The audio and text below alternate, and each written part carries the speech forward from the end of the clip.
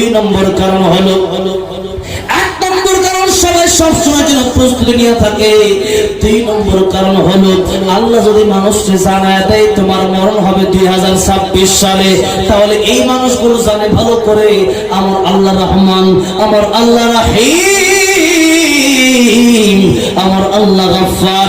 ইবলিস শয়তান যখন বলছিল আল্লাহ তোমার এই বান্দাগুলোকে আমি এই বান্দাগুলোকে ধোঁকা দেব, এই বান্দাগুলো জাহান্নামের রাস্তায় যাবে, আমার আল্লাহ বলে চলে বলেছে বান্দা সারা জীবন গুনাহ করবে, মরার আগে আমি আল্লাহর কাছে তওবা করলে আমি আল্লাহ বান্দার তওবা মঞ্জুর করে বান্দাকে জান্নাতের মালিক বানায় দেব।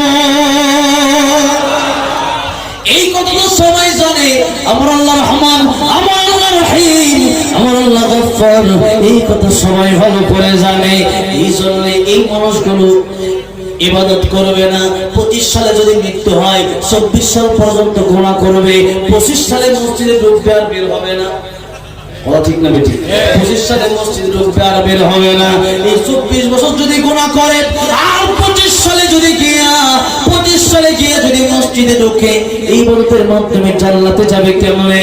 কিয়ামতের ময়দানে মিজানের পাল্লা যদি নেক আমলের পাল্লা ভারী হয়ে যায়, তাহলে আল্লাহ রাব্বুল আলামিন আপনাকে জান্নাতের মালিক বানায়া দেবে।